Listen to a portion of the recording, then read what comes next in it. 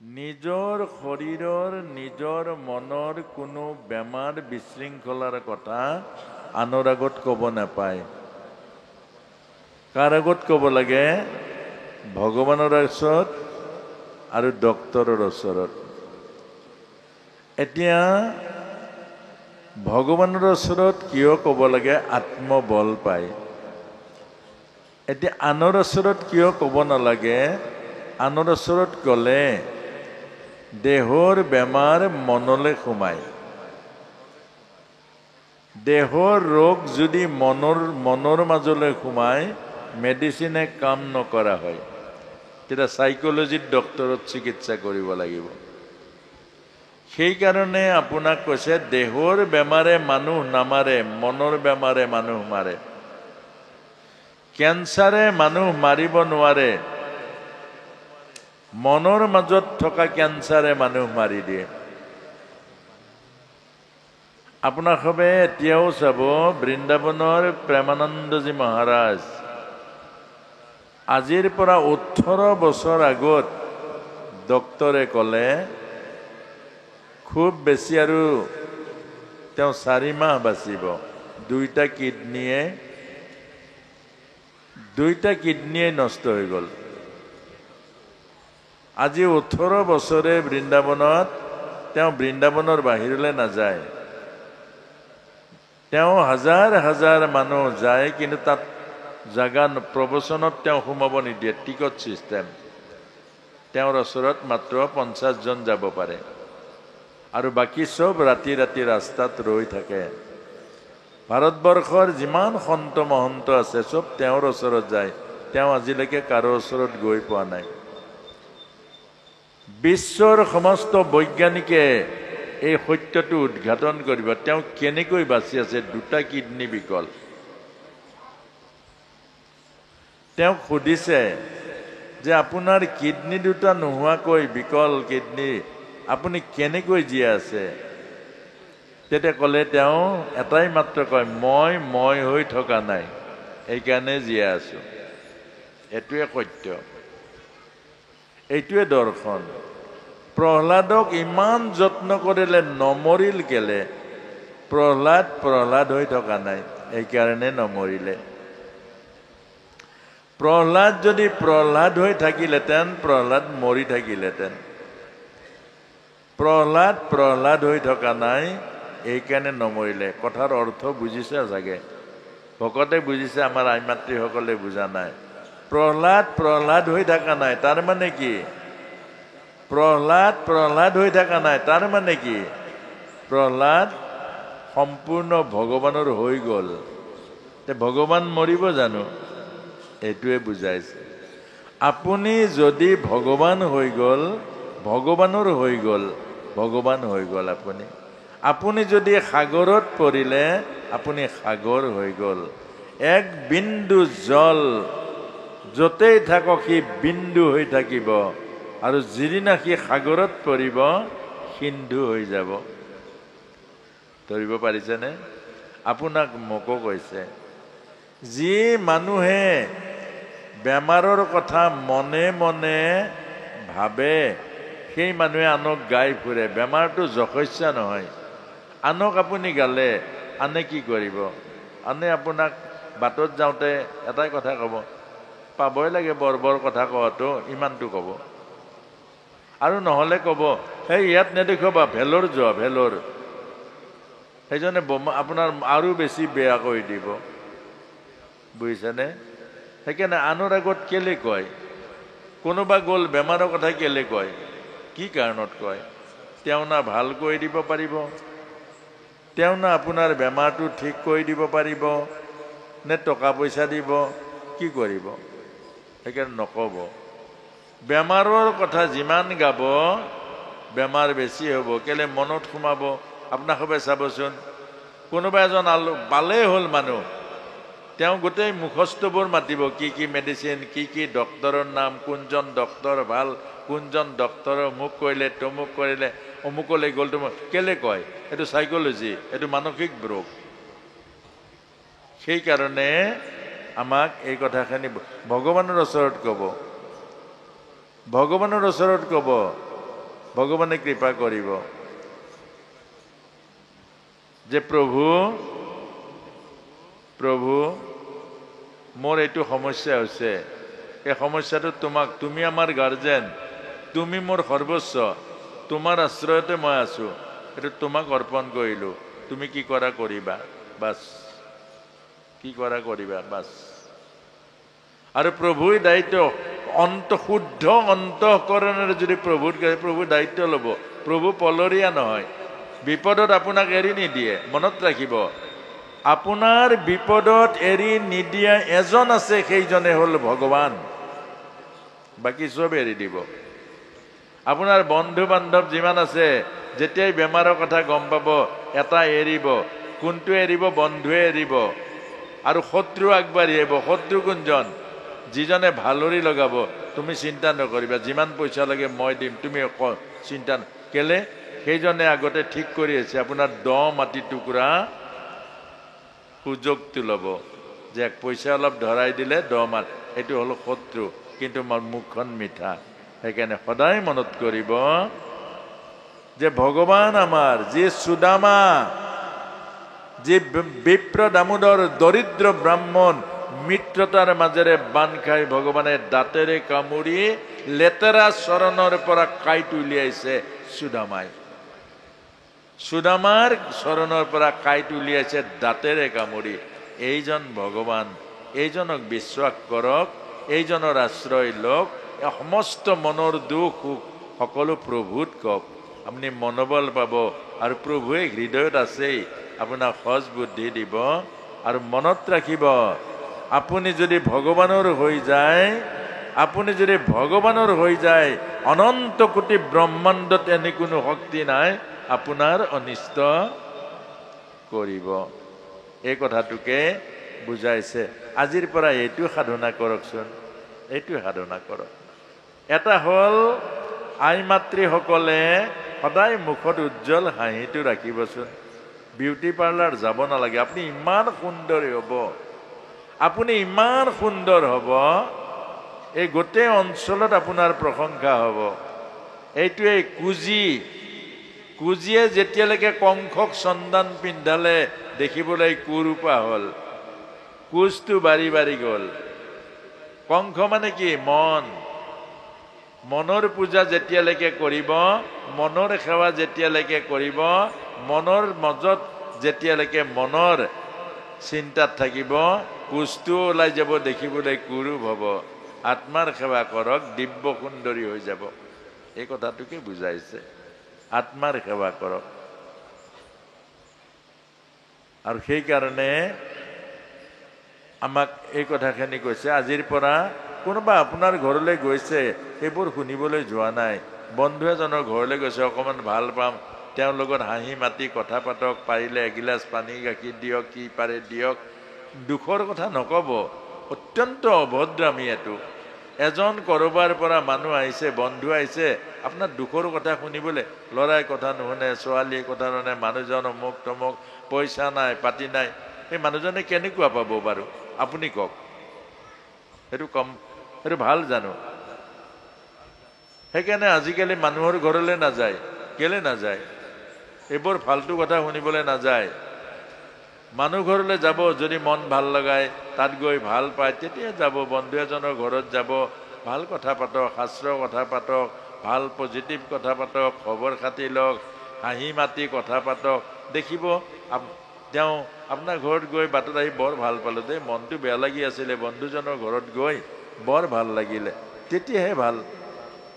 আপুনি গৈ সেই মানুহজনে মনটো বেয়া লগাৰ কাৰণে আপোনাৰ ঘৰত গৈছে, আপুনি আৰু এসোপা গাই দিলে, ল'ৰাই কথা নুশুনে, ছোৱালী কথা নুশুনে। বহু আয়ে নিজৰ ল'ৰা ছোৱালী নষ্ট কৰি দিয়ে। বহু আয়ে মানুহ যোৱাৰ লগে লগে ল'ৰাটোৰ বদনাম গাব, ই নপঢ়ে নহয়, একেবাৰে কথা নুশুনে, অমুক নহয়। সি তেতিয়া জেদত লাগি যায়, তুমিতো নপঢ়ো বুলি কোৱা, নপঢ়ো আকৌ, তুমি দেখোন কৈ ফুৰা কথা নুশুনে, নুশুনো আকৌ কথা। গতিকে এইবোৰ আমাৰ মানসিক অৱস্থা।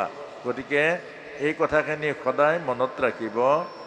আমি জীৱনক জানিবলৈ, জীৱনক বুজিবলৈ এইবোৰ গীতা দিছে, ভাগৱত দিছে।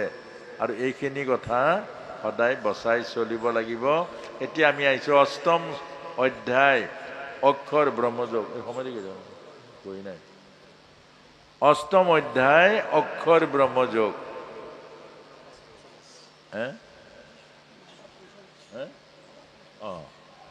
অক্ষৰ ব্ৰহ্মযোগ অৰ্থাৎ ব্ৰহ্মৰ ক্ষয় নাই।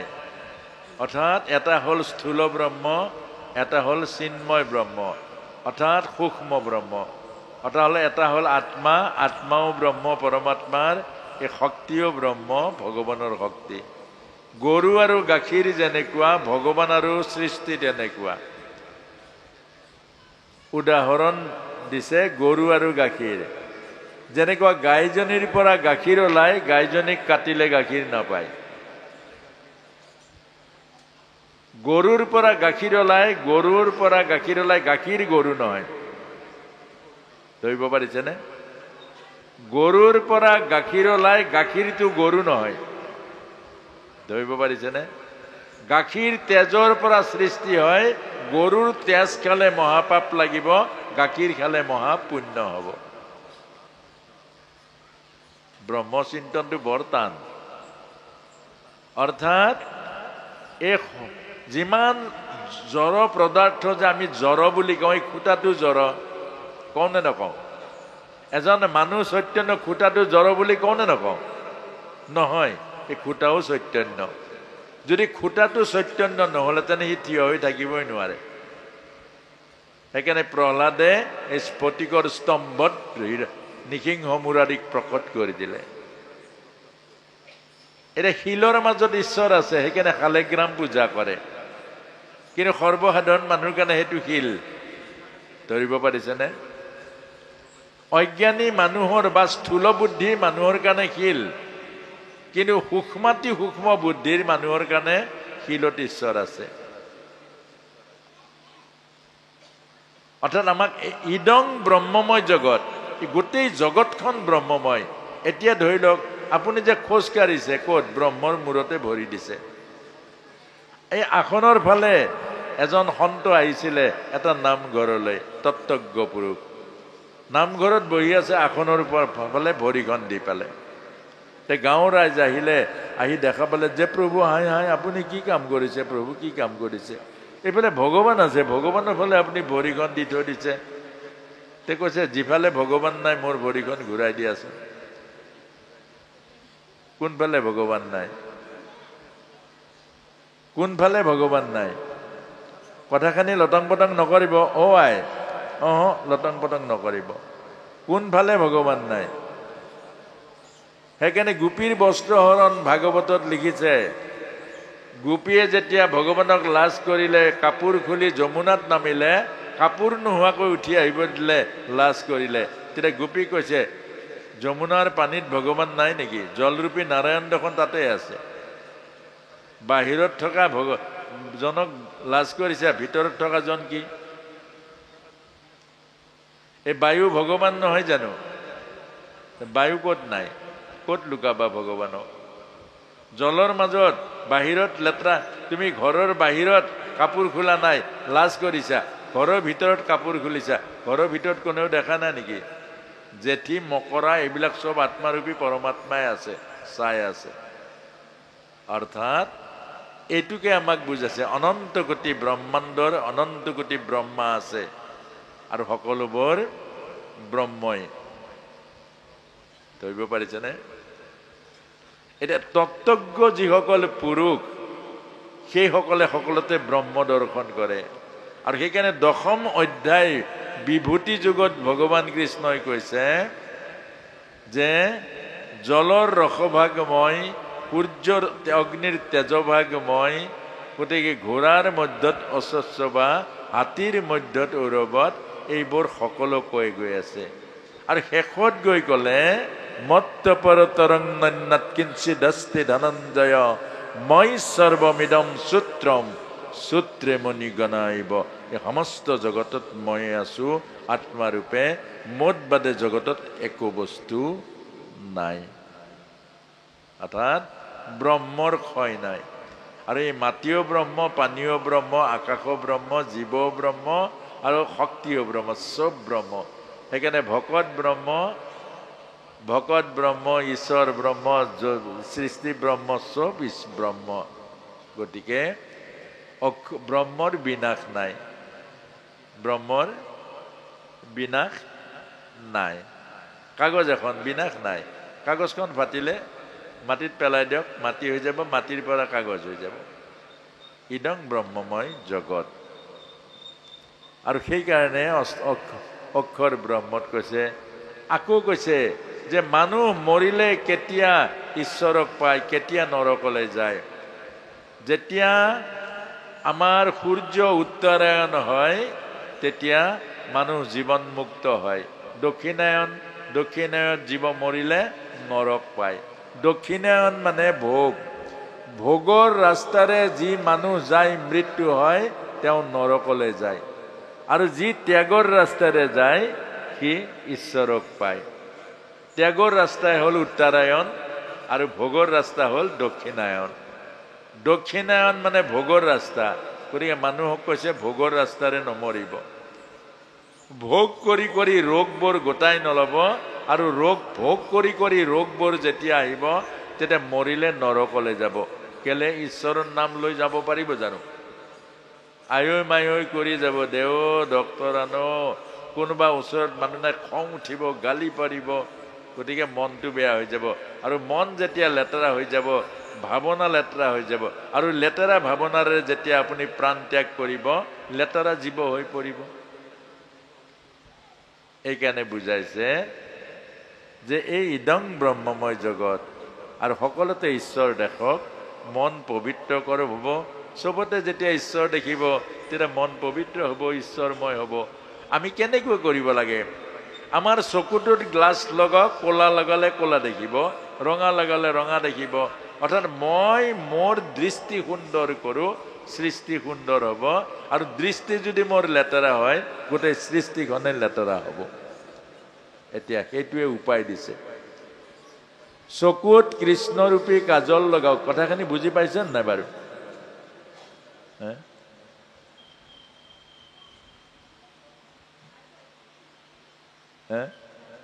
নাই পোৱা? মই এনে কৈ আছো।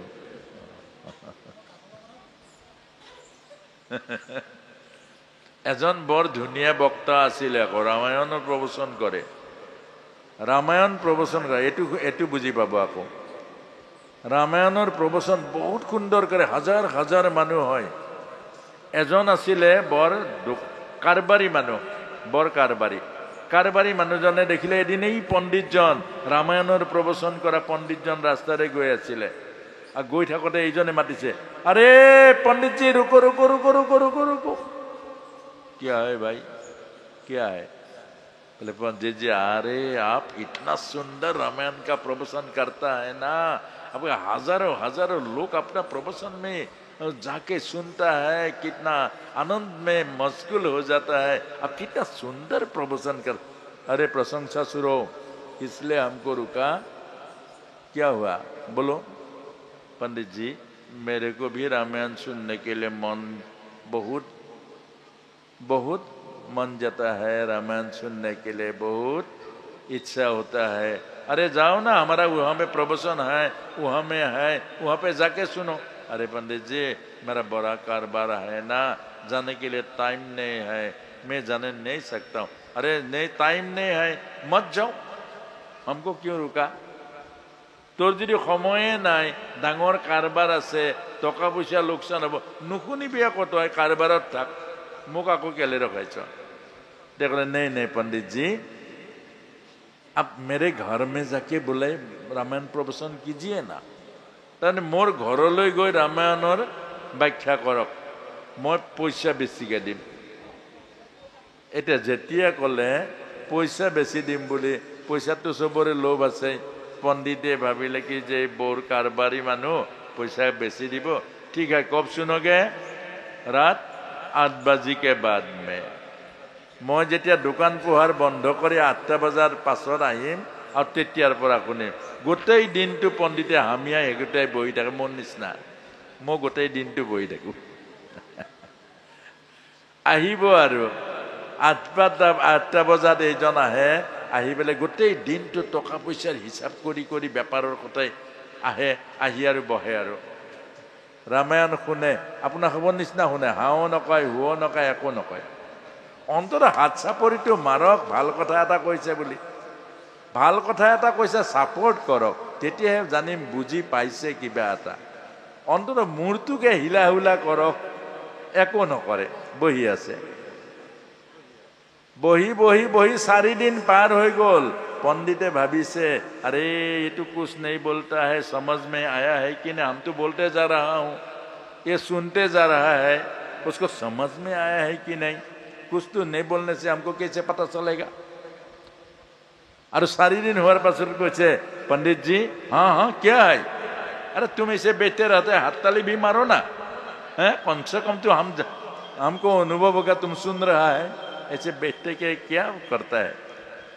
पंडित जी बात एक पूछो। हाँ हाँ पूछो पूछो पूछो, तो पूछना है तो सीखना है, ये क्या समझना है, पूछो। पंडित जी राम राक्षस है ना रावण राक्षस है? 4 दिन रामायण शुनिले इतना प्रश्न करছে राम राक्षस ने रावण राक्षस। पंडित टिकनी एकदम डांगा,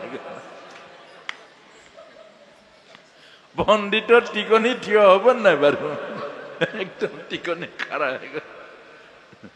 पंडित बेचारे सर ये राम जी का बाबा, राम जी का पिता दशरथ जी का कैसा पितृभक्ति है, राम का, लक्ष्मण भैया का ये भातृत्व प्रेम, भरत भैया का, सबरी मैया का और केवट जी का, कितना कितना सा हुआ आध्यात्मिक कथा उसको सुनाया। ये बोलते हैं राम राक्षस ने रावण राक्षस।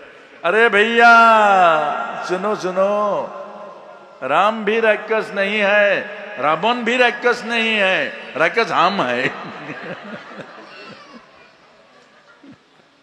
तुम जैसा अलगद्ध को सामने में बैठा के 2 कौड़ी पैसा का लालच में ये रामायण तुमको सुना के रामायण का भी मर्यादा हानि किया, और मेरे को टाइम तुम बर्बाद कर दिया। तुम्हारा दक्षिणा भी नहीं चाहिए, रामायण भी बंद, टोपोला बांधिले, जय राम जी की। এটা আপোনাৰ হ'ব তেনেকুৱা কৰিব নেকি বাৰু? এই 4 দিন যে কৈ আছো, তাৰ পাছত যদি কয় একো বুজি পোৱা নাই। এই কথাটোকে আমাক বুজাইছে, আপোনালোকে নকৰে, আপোনালোকে বুজি পাইছে। এতিয়া আমাৰ সময় প্ৰায় সমাগত হৈছে।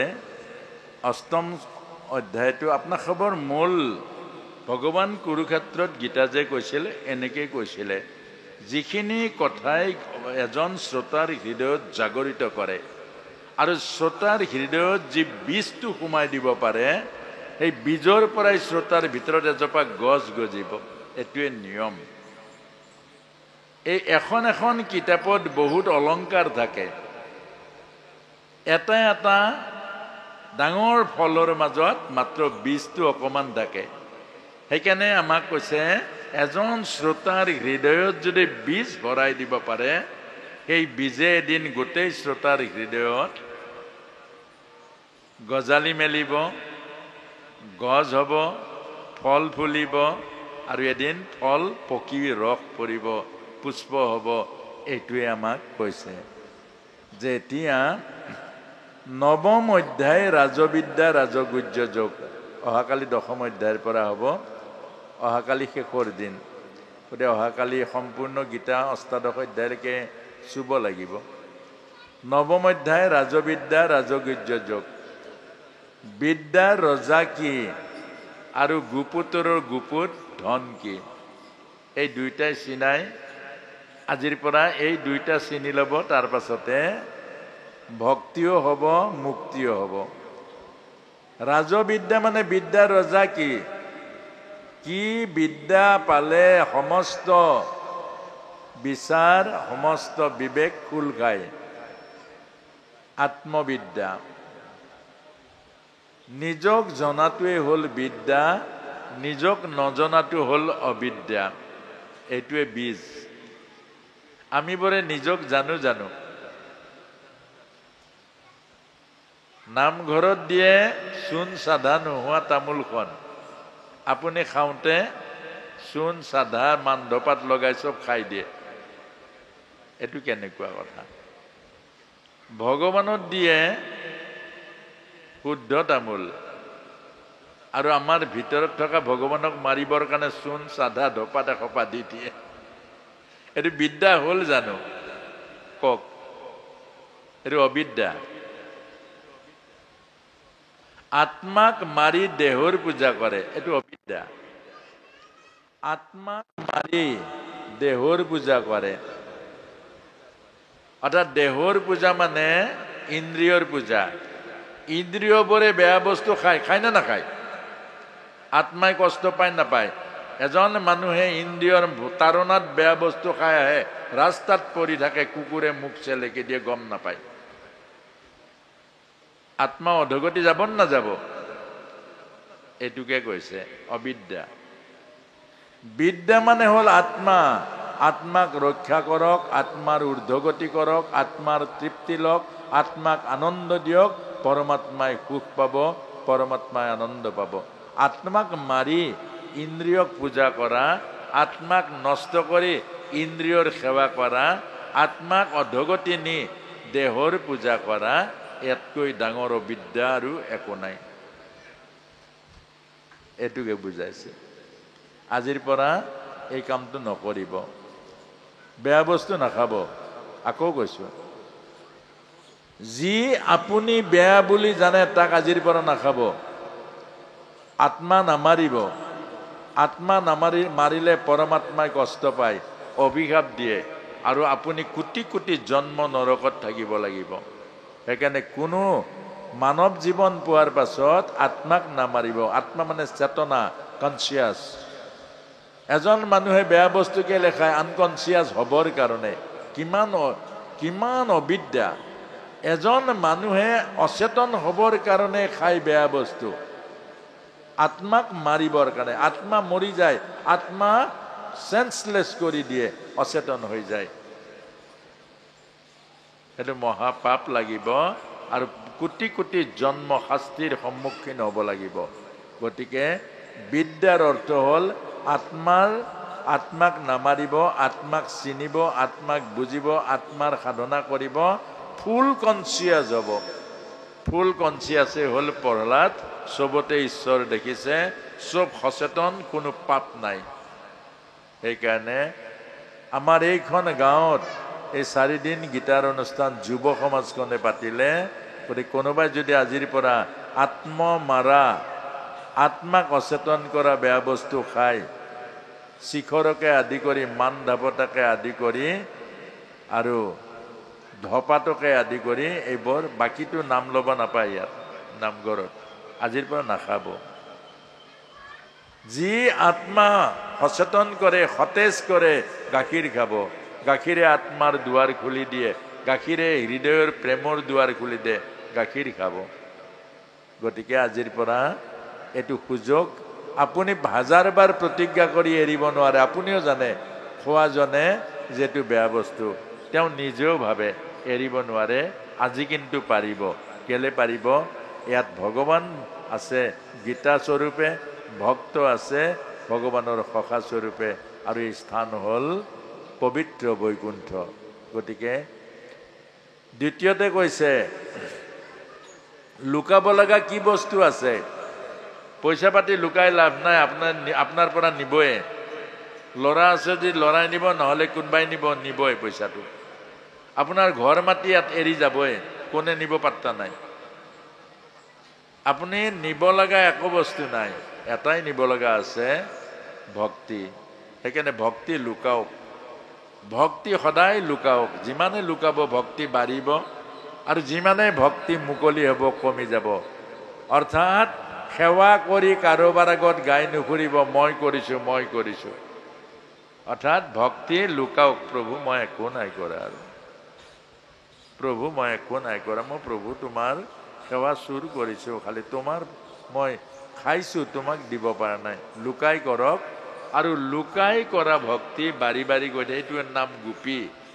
গোপী মানে গোপন প্ৰেম। লুকাই লুকাই যিয়ে ভগৱানক ভাল পায়, লুকাই লুকাই যিয়ে ভগৱানক ভক্তি কৰে, সেই নামে হ'ল গোপী।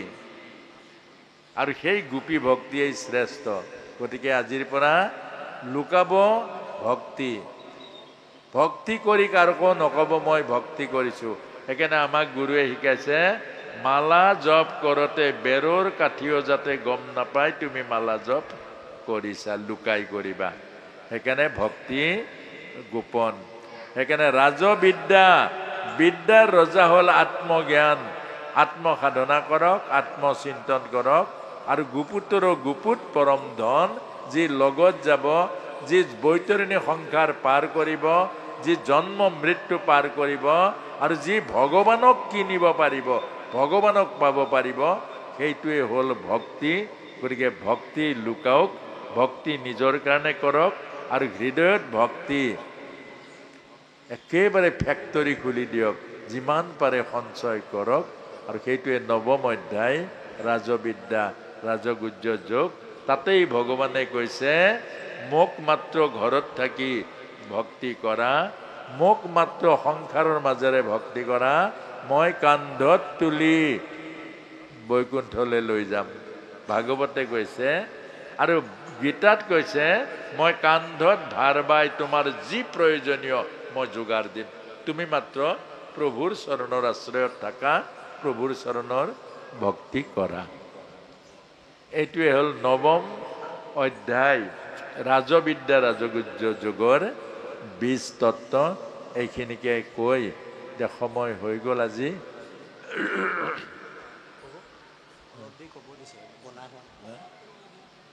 তাত নাই হোৱা নেকি? নহয় জানো, আমাৰ টাইম আছে নহয়। আৰু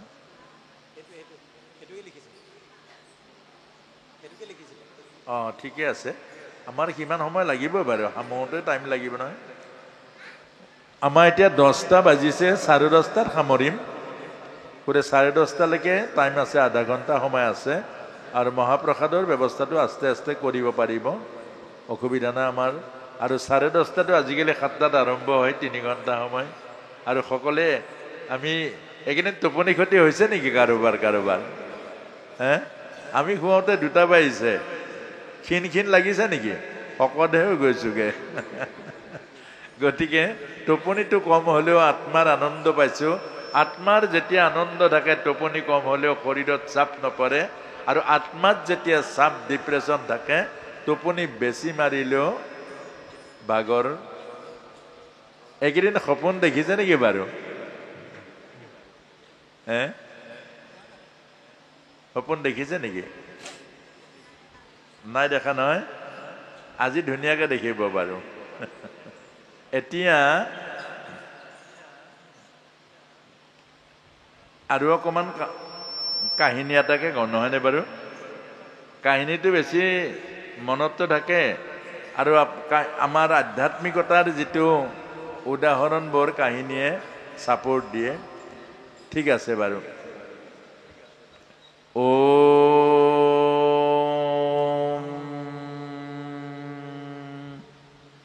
সকলোৱে বহি দিয়ক। উঠা উঠি কৰি থাকিলে মোৰ মনটো এনেকুৱা লাগে যে আমনি পাইছে বুলি লাগে। সকলো বহি দিয়ক, সুন্দৰকৈ শুনক। বৰ সুন্দৰ কাহিনী এটা আছে, যে আকবৰ আৰু বীৰবলৰ কাহিনী। আকবৰ আৰু বীৰবলৰ কাহিনীটো মজ্জা আকৌ, নহয়নে বাৰু? এদিন আকবৰৰ ৰাজসভাত নৱৰত্ন আছিলে। আকবৰৰ ৰাজসভাত কালিদাসকে আদি কৰি নৱৰত্ন আছিলে। এদিন আকবৰে সেই নৱৰত্নক এটা প্ৰশ্ন কৰিলে যে হেৰা নৱৰত্ন, আপোনাসৱক এটা প্ৰশ্ন কৰিম, আৰু প্ৰশ্নৰ উত্তৰটো মই বৰ ব্যাকুল হৈছোঁ পাবৰ কাৰণে। বোলে কি প্ৰশ্ন? ঈশ্বৰ ক'ত থাকে, ঈশ্বৰে কি কৰে, আৰু ঈশ্বৰক কেনেকৈ পায়? ঈশ্বৰে, মনত ৰাখিব কথাখিনি, ভালকৈ শুনি যাব। ঈশ্বৰে কি কৰে, ঈশ্বৰ ক'ত থাকে, ঈশ্বৰক কেনেকৈ পায়? নৱৰত্নই ক'লে এইটো ঈশ্বৰৰ কথাটো কেনেকৈ ক'ম? ঈশ্বৰৰ কথা এইটো কল্পনা কেৱল, জীৱতে বুজিবা বিদুৰ মহবল। ঈশ্বৰ হ'ল ব্ৰহ্ম, নিৰ্গুণ নিৰাকাৰ, জাতবাচী নিৱৰ্তন্তে, অপ্ৰাপ্য মনসা চহা, মন বুদ্ধিৰে ঢুকি নোপোৱা। বোলে এইবোৰ ক'লে নহ'ব নহয়। আপোনালোকক মই পুহি ৰাখিছোঁ, মোৰ ৰাজসভাৰ অলংকাৰ কৰি ৰাখিছোঁ। আৰু মোৰ আধ্যাত্মিক প্ৰশ্নৰ উত্তৰ দিব লাগিব। এসপ্তাহ সময় দিলোঁ, গতিকে এই এসপ্তাহৰ ভিতৰত মোৰ এই প্ৰশ্নৰ উত্তৰ দিব লাগিব। এসপ্তাহ পাৰ হৈ গ'ল, আকৌ আকবৰৰ ৰাজসভা পাতিলে, নৱৰত্ন আহিলে। আহি ৰজাই ব্যগ্ৰভাৱে সুধিলে যে নৱৰত্ন আপোনাক সবে মোৰ প্ৰশ্নৰ উত্তৰ দিবলৈ। বোলে মহাৰাজ, ঈশ্বৰৰ কথাটো তেনেকৈ ক'ব নোৱাৰি, ঈশ্বৰৰ কথাটো বুজাব নোৱাৰি। তেতিয়া ৰজাই দেখিলে ওচৰত বহি আছে বীৰবল। বীৰবলক ক'লে যে বীৰবল, তুমি মোৰ মহামন্ত্ৰী হয় নে নহয়? বোলে হয় মহাৰাজ। এতিয়া এই নৱৰত্নই মোৰ সংবিধান দিব নোৱাৰিলে, এটা তুমি দিব লাগিব। আৰু ৰজাৰ সকলো সমস্যা মন্ত্ৰীয়ে দূৰ কৰিব লাগিব, গতিকে তুমি দিব লাগিব। আৰু তোমাকো এসপ্তাহ সময় দিলোঁ, আৰু তুমি চাবা, তুমি যদি দিব নোৱাৰা তোমাৰ কিন্তু ডিঙি কটা যাব। টানকৈ ধৰিলে আৰু ৰজাহে বীৰবল ঘৰলৈ গ'ল। এসপ্তাহ বহি বহি আগগুৰি একো উলিয়াবই নোৱাৰিলে। একেবাৰে শেষৰ দিনটো ৰাতিপুৱা বহি আছে গালে মুখে হাত দি। তেতিয়া সৰু ল'ৰাটো, অকণমানি ল'ৰা এটা আছে বীৰবলৰ, সেই ল'ৰাটোৱে দেউতাকক সুধিলে, দেউতা আপোনাৰ কি হৈছে? এইকেইদিন মন মাৰি বহি আছে, আজি একেবাৰে কিবা পুৰা বেঙেনাটোৰ নিচিনা ক'লা পৰি গৈছেগে, কি হৈছে? অ' বোপাই, আজিয়ে মোক চাই ল, আজিৰ পৰা দেখা নাপাবি। বোলে কি আজি চাই ল, আজিৰ পৰা দেখা নাপাবি? বোলে হয়, ঠিকে কৈছোঁ, আজিৰ পৰা আৰু মোক দেখা নাপাবি। বোলে কেলে নাপাম? বোলে এয়া কথাখিনি বুজাই ক'লে যে ৰজাই প্ৰশ্ন কৰিছিলে নৱৰত্নক, ঈশ্বৰ ক'ত থাকে, ঈশ্বৰে কি কৰে, ঈশ্বৰক কেনেকৈ পায়? নৱৰত্নই ক'ব নোৱাৰিলে, সেই কথা মোক সুধিলে, মোক ক'বৰ কাৰণে কৈ পঠিয়ালে। 7 দিন সময় দিলে, আৰু ক'ব নোৱাৰিলে মোৰ আজি ডিঙি কটা যাব। সৰু ল'ৰাটোৱে কৈছে, দেউতা আপুনিও যে আৰু কি, মূৰ্খৰ লগত পৰি আপুনিও কিবা মূৰ্খৰ নিচিনা হৈ গৈছেগে। এইটো কিবা প্ৰশ্ন হ'ল জানো? ঈশ্বৰ ক'ত থাকে, ঈশ্বৰক কেনেকৈ পায়, ঈশ্বৰে কি কৰে, এইটো ময়ে জানো দেখোন। এইটো নৱৰত্ন লাগে জানো? এইটো কথা ঈশ্বৰৰ কথা ক'বলৈ নৱৰত্ন লাগে জানো? ঈশ্বৰৰ কথা ক'বলৈ PhD লাগে জানো? ঈশ্বৰৰ কথা ক'বৰ কাৰণে IAS হ'ব লাগে জানো? চাকৰি কৰিবৰ কাৰণে লাগে? ঈশ্বৰৰ কথা ক'বৰ কাৰণে লাগে জানো? ঐ ধেমালি নকৰিবা, আজি মোৰ শেষ দিন। বোলে ধেমালি নহয়, তেতিয়াহ'লে কোৱাচোন বাৰু। বোলে আপোনাৰ আগত নকওঁ, এই ৰজাৰ আগত কম। আকৌ লগালে লেঠা এটা। আকবৰে তথাপিও ভাবিলে, যা কিবা এটা কৈ মৰি অন্তত কিবা এটাতো হ'ব। ঠিক আছে, ল'ৰাক লৈ গ'ল, অকণমানি ল'ৰা, ক্লাছ 6ত পঢ়া ল'ৰা এটা। সি হাফ পেণ্ট এটা পিন্ধি ল'লে, গুচি গ'ল। গৈ ৰাজসভা পালে, একেবাৰে দুৱাৰ মুখ পোৱাৰ লগে লগে আকবৰে ব্যগ্ৰ হৈ মাতিছে, আৰে বীৰবল, আহা আহা আহা, আমি প্ৰশ্নৰ উত্তৰ জানিবৰ কাৰণে উত্ৰাৱল হৈ আছো, আজি তুমি কেলে দেৰি কৰিছা? আহা আহা, মোক প্ৰশ্নৰ উত্তৰ দিয়া। বীৰবলে ক'লে, মহাৰাজ মই মহামতী আকবৰৰ মহামন্ত্ৰী, আৰু আপোনাৰ প্ৰশ্নটো একেবাৰে অকণমানি প্ৰশ্ন। ইমান অকণমানি প্ৰশ্নটোৰ উত্তৰ মই দিব বুলি ভবা নাই। বোলে মোৰ এই যে ল'ৰাটো দেখিছে, সৰু ল'ৰাটো, ইয়ে দিব আপোনাৰ প্ৰশ্নৰ উত্তৰটো। বীৰবলেও নাজানে কি ক'ব। ৰজা দেখিলে, ঐ ল'ৰা, তই বাৰু প্ৰশ্নটো জানো নে নাজানো? উত্তৰটোৰ পাছৰ কথা। ঈশ্বৰ ক'ত থাকে, ঈশ্বৰক কেনেকৈ পায়, ঈশ্বৰে কি কৰে? মহাৰাজ, মই আজি প্ৰথম আপোনাৰ ৰাজসভালৈ আহিছোঁ, অতিথি দেৱ ভৱ। আমাৰ সনাতন ধৰ্ম, ভাৰতীয় ধৰ্মৰ মূল বস্তুটো হ'ল অতিথি সেৱা, তাৰ পাছত কথা, হয় নহয় বাৰু? অহাৰ লগে লগেতো নহ'ব কথা। গতিকে অতিথি মই প্ৰথম আহিছোঁ, গতিকে মোক আপুনি অন্তত অতিথি সৎকাৰ কৰাৰ পাছত ইমান ডাঙৰ প্ৰশ্ন এটাৰ উত্তৰ নৱৰত্নই নোৱাৰিলে। তই কি খাবি? বোলে মই সৰু ল'ৰা গাখীৰ খাম আকৌ। আকবৰে লগে লগে তালি বজাই দিলে, গাখীৰ আহি গ'ল, এক বাতি গাখীৰ আহি গ'ল আৰু ল'ৰাটোক দিলে। সি গাখীৰ গুলুকি আছে, পেনেকি আছে, লৰাই আছে। এই গাখীৰখনে বিচাৰি ফুৰিছে, কি বিচাৰিছে গাখীৰত এটা। আকবৰৰ মূৰে বেয়া হৈ গ'লগে। বোলে এই ল'ৰা কি কৰি আছ? মোৰ প্ৰশ্নৰ উত্তৰ দে। বোলে মহাৰাজ সেইটোৱে আপোনাৰ প্ৰশ্নৰ উত্তৰটোৱে বিচাৰি ফুৰিছো। বোলে কি বিচাৰিছ? বোলে মহাৰাজ গাখীৰত ঘিউ নাই জানো? গাখীৰত ঘিউ নাথাকে জানো? সেইটো বিচাৰিছো। কোৱা। হেৰো মূৰ্খ, গাখীৰত ঘিউ তেনেকৈ নাপায় নহয়। বোলে কেনেকৈ পায়? এক বিশেষ পদ্ধতিৰ দ্বাৰা মথন কৰিব লাগিব আৰু মঠিলেহে ক্ৰীম মাখন তাৰ পাছতে ঘিউ ওলাব। হয় নেকি মহাৰাজ? হয়, এতিয়া প্ৰশ্ন উত্তৰ দে। বোলে আপোনাৰ মুখেৰে দুটা প্ৰশ্নৰ উত্তৰ আপোনাক দিলো, আপোনাৰ মুখেৰে। কি মোৰ মুখেৰে? গাখীৰত যেনেকৈ ঘিউ থাকে, এই অনন্ত কোটি ব্ৰহ্মাণ্ডত ঈশ্বৰ তেনেকৈ আছে। গাখীৰত যিদৰে ঘিউ আছে, কেনেকৈ ঘিউ আছে? গাখীৰত ঘিউ যেনেকৈ আছে, গাখীৰত ঘিউ যেনেকৈ থাকে, এই জগতৰূপী অনন্ত কোটি ব্ৰহ্মাণ্ডত ঈশ্বৰ তেনেকৈ আছে। আৰু বিশেষ পদ্ধতিৰ দ্বাৰা গাখীৰৰ পৰা ঘিউ যেনেকৈ উলিয়াই, বিশেষ গুৰুৰ পৰা সাধন লৈয়ে ঈশ্বৰক পায়। প্ৰশ্ন কৰিলে নাপায়। ঈশ্বৰ দোকানত কিনা বস্তু নহয়, প্ৰশ্ন কৰিলে নাপায়। বিশেষ পদ্ধতিৰ দ্বাৰা বিশেষ গুৰুৰ পৰা, পৰমাৰ্থ গুৰুৰ পৰা ঈশ্বৰক পায় সাধনাৰ দ্বাৰা। এটা হয়নে নহয় উত্তৰটো? হৈছে নাই উত্তৰটো? হৈছে নে?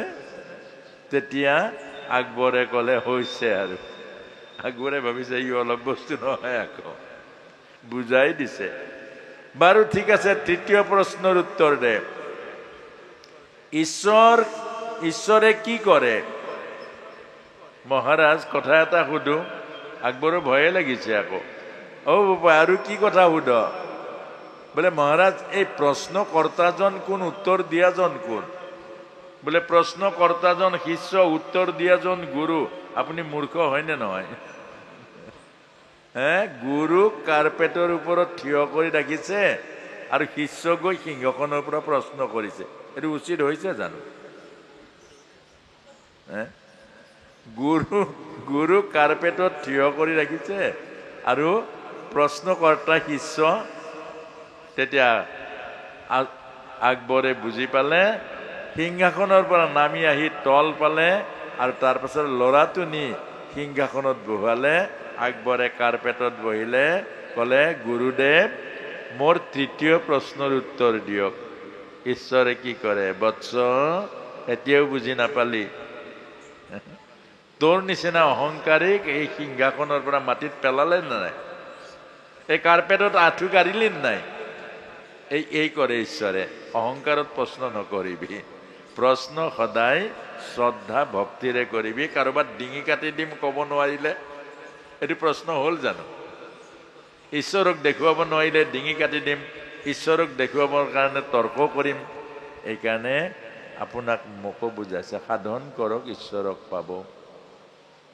জগতৰ ক'ত নাই ঈশ্বৰ? চবতে আছে। কাৰণ এই গাখীৰৰ মাজত ঈশ্বৰ, মানে চবতে ঈশ্বৰ আছে আৰু এই জগততো ঈশ্বৰে আছে। মাত্ৰ সাধন কৰিলেহে ঈশ্বৰক পোৱা যাব। গতিকে সাধন কৰিবৰ কাৰণে আমি প্ৰত্যেকেই, গুৰু দুই প্ৰকাৰৰ, এক সৎগুৰু, এক অসৎ গুৰু। খুব ধ্যান দি শুনিব। আৰু গুৰুকেইটাত কৈছে আপুনি পৰীক্ষা কৰি কৰি গুৰু লওক, এনেই যধে মধে নল'ব। কেলে? যধে মধে ল'লে আপুনি মানে যধে মধে বজাৰৰ বস্তু কিনিলেও ঠগ খাব। গতিকে পৰীক্ষা কৰক যে ঈশ্বৰক দেখাজনে ঈশ্বৰক দেখুৱাব, পৰমাৰ্থ গুৰুহে পৰমাৰ্থ তত্ত্ব ক'ব। এই সংসাৰী গুৰুৱে দৌলটা বীজ দিব। গতিকে গুৰু কেইবাবিধো আছে। সেইকাৰণে ভাৰতৰ হাততো আছে অনেক দোকানী, নিচিনি কিনিলে মিলিব। গুৰুজনাই কেলে লিখিলে? এইকাৰণে লিখিলে, এটা হ'ল পৰমাৰ্থ গুৰু, যি ঈশ্বৰক দেখুৱাব, এটা হ'ল সংসাৰী গুৰু, সেই সংসাৰখনক দেখুৱাব। গতিকে আমাক এই কথাটোকে কৈছে। আৰু ভকত আই মাতৃসকলৰ বিনম্ৰ অনুৰোধ, শকুন্তলা নামেৰে শুনিব পাৰে চাৰি। গতিকে প্ৰভুৱে আমাৰ দয়া কৰে। ভকত আৰু আই মাতৃ সকলৰ বিনম্ৰ অনুৰোধ, শকুন্তলা নামে কোনে পইচা দিব লাগিব? জুবিন গাৰ্গক আৰু এটা গান গাব লাগিলে পইচা লাগিব নহয়। পাছে এতিয়া বাৰু যাই হওক, এতিয়া আমাৰ সময়টো প্ৰায় হৈছেগৈ। আৰু আপোনাক সব গৰমৰ দিন সময়মতে প্ৰসাদমুঠিও ল'ব লাগিব। আৰু আজি 10:22 হ'ল। নামখাৰৰ পাছতে আপোনাক সবে এতিয়া চবেই থিয় হ'ব, শৰীৰৰ কচৰতটো হ'ব, শৰীৰৰ জড়তা ভাঙিব। কথাটো শুনক। কথাটো হ'ল, আমি যে আহিছোঁ, কেলে আহিছোঁ বাৰু? এই যে ব্যাখ্যা কৰিছোঁ, কেলে কৰিছোঁ বাৰু? এজন সন্তক কৈছিলে এই কথাটো, আমাকো কৈছে। अरे स्वामी जी, गौरा फार फार के आप जे 4-5 दिन जे प्रवचन कर रहा है, कोई बदलने वाला नहीं है। आपका प्रवचन सुनने से कोई बदलता नहीं है। अर्थात आमाक কৈছে, ইমান চিঞৰি চিঞৰি 4-5 দিন যে গলা ফালি ফালি এইবোৰ ব্যাখ্যা কৰিছে, কোনো সমাজ পৰিৱৰ্তন নহয়। যেনেকুৱা তেনেকুৱাই, ভাগৱত লুটি খাই ভগত লুটি নাখায়, এইখন লাভ নাই। সন্ত এজনক কৈছিলে। সন্তজনে কৈছে, এইটো ঠিকেই কৈছে। এই মানুহ যদি পৰিৱৰ্তন নহয়, সঁচাকেই নহয়, কিমান ক'লেও নহয়, তেতিয়া তাক বুজাই দিলে কিহৰ কাৰণে ব্যাখ্যাটো কৰি আছো। সি দেখিলে নামঘৰ এটা, নামঘৰৰ কাষত এটা কুঁৱা এটা আছে, কুঁৱাটোৰ পাছতে এটা বগী টিং আছে। আৰু বগী টিংটো আছে কি, নামঘৰত চূণ দিছিলে, এই চূণ দিয়া বগী টিংটো আছে। যেতিয়া সেই বগী টিংটো যেতিয়া দেখিলে, তাক মাতিলে, আৰে ভাই ইধৰ আও ইধৰ আও। ই আহিলে, এই যে কুঁৱা মে পানী है? इ जाए साले, हाँ स्वामी जी कुआं में पानी है, वो पानी उठाने वाला टीना है? बोले हाँ टीना एक तो है, तुम पानी उठाओ। पानी उठा ले, ये जो सोना का टीना है ना, उधर में डालो। डाली ले, 1 टिंग 2 टिंग 3 टिंग, और फूटा पानी तो उला जाए। अरे स्वामी जी रहता नहीं है, फूटा है। अरे तुम पानी डालो ना। আকৌ পানী ধরে 1 टिंग 3 टिंग 4 टिंग 5 टिंग 10 टिंग 15 टिंग। अरे स्वामी जी वो फूटा है, पानी रहता नहीं। अरे तुम पानी डालो ना, तुम्हारा काम पानी डालना है, पानी डालो। ই ভাবিলে ভাল, পাগলৰ লগত জটটো লগাই ললো আৰু বিপদ লাগিলে। পানী ঢালিছে ঢালিছে ঢালিছে ঢালিছে, 30 40 50 এনেকৈ বাই বাই যেতিয়া 80 টিং ঢালি দিলে, তাৰো ভাগৰ লাগিছে। এইজনে ভাবিছে ভাল, পাগলৰ লগত পৰিলো। এতিয়া 80 টিং মান ঢালিলে, ঢালাৰ পাছতে কৈছে, अरे बेटा ये लेके आओ, तो टीना लेके आओ। अरे स्वामी जी आप क्या करते हैं, ये जो फूटा है रहता नहीं है पानी। अरे ठीक है, पानी रहता नहीं, टीना लेके आओ। तो पानी टिंग तो लो आहिले, आही कैसे क्या हुआ? बोले कुछ नहीं है, पानी नहीं है। अरे कुछ तो हुआ है ना। अरे तुम तो पानी डाला था ना। हाँ डाला था, पानी रहता नहीं, लेकिन तो कुछ हुआ। हाँ स्वामी जी कुछ हुआ। क्या हुआ? वो जो मामर था ना, वो मामर जो था ना, वो चला गया। तब काम बन गया हमारा। अर्थात मैं যদি মানুহৰ বিকাৰবোৰ দূৰ কৰিব পাৰো, অৰ্থাৎ এইখন আসনৰ পৰা যদি কাৰোবাৰ চৰিত্ৰ পৰিশুদ্ধি কৰিব পাৰোঁ, এজন নিচা খোৱা মানুহক যদি মই নিচামুক্ত কৰিব পাৰোঁ, এখন গৃহস্থী ঘৰ যদি নষ্ট হোৱাৰ পৰা ৰক্ষা কৰিব পাৰোঁ, পিতা পুত্ৰৰ মাজত যদি পুনৰ শ্ৰদ্ধা ভক্তি আনি দিব পাৰোঁ, তেতিয়া কাম হ'ল নে প্ৰভু? এইটোৱে প্ৰবচনৰ উদ্দেশ্য। মানুহ আমি ঈশ্বৰ বনাব নোৱাৰোঁ, ঈশ্বৰে বনাব ঈশ্বৰ। আমি মুক্তি দিব নোৱাৰোঁ, মুক্তি ঈশ্বৰে দিব। আমি কাৰোবাক ধন দিব নোৱাৰোঁ, পূৰ্বজন্মৰ পুণ্যই আপোনাক ধন দিব। বাকী চব ঈশ্বৰৰ কাম। এটা কাম কৰিব পাৰোঁ, মামৰ কিন্তু দূৰ কৰি দিব পাৰোঁ, স্বভাৱৰ পৰিৱৰ্তন কৰি। আৰু সেইটোৱে আমি আজি এই 4 দিন যত্ন কৰিছোঁ, স্বভাৱৰ পৰিৱৰ্তন হ'বৰ কাৰণে। গতিকে এইখিনিকে আপোনালোকে আশীৰ্বাদ দিব। আৰু সেই উদ্দেশ্য লৈয়ে অসমৰ প্ৰান্তে প্ৰান্তে ঘূৰিছোঁ। আৰু মই এইখিনি কথাই সদায় মনত স্মৰণ কৰোঁ। অন্ততঃ এটা পৰিয়াল যদি, এজন মানুহৰ যদি অন্ততঃ বিকৃত স্বভাৱৰ পৰা আমি মুক্ত কৰিব পাৰোঁ, এইটোৱে মোৰ জীৱনৰ সকলোতকৈ ডাঙৰ কৰ্ম হ'ব বুলি ভাবি আমি এই কামখিনি কৰি আছোঁ।